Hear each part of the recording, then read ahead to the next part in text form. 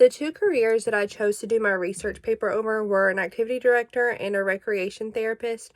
And the daily tasks for an activity director typically are providing life enrichment activities for the residents on a daily basis, as well as planning and coordinating a monthly calendar. The activities that they plan must meet the mental, social, physical, and religious needs of their residents.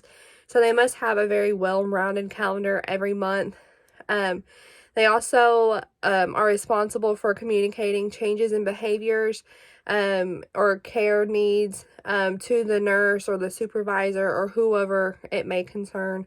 Activity directors are also included in care plan treatments as well as treatment plans and resident council meetings.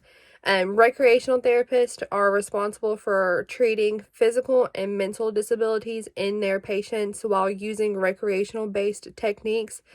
They are also responsible for communicating with other members of the therapy team, whether it be speech, OT, PT, whoever. They're all a part of the therapy team.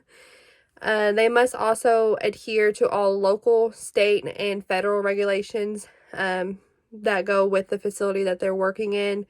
And they must also have good written skills when it comes to their documentation and their patients' medical charts. It's very important. The work environment for an activity director is typically in a nursing care setting, whether it be like an assisted living, your typical nursing home. Sometimes, though, activity directors do work in child care centers or adult daycare centers.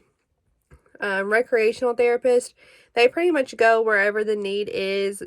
Sometimes it may be in a clinical setting or sometimes it may be out in the community. So whatever it is that their patient is needing is where they'll go.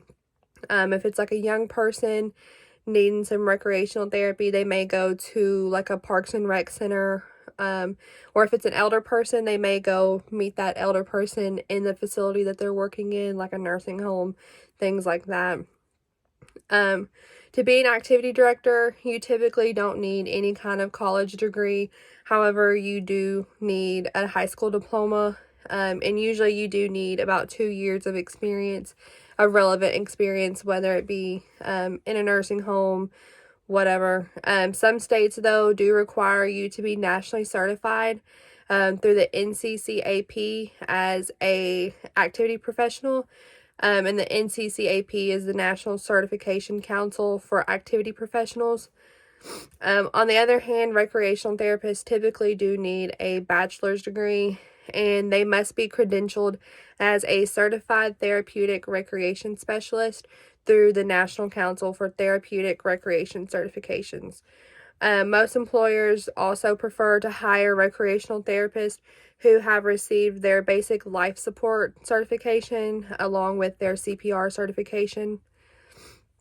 In 2020, the average salary for an activity director was roughly $28,000, while in 2022, the median salary for a recreational therapist was $51,000. So there is quite a big difference in their salaries.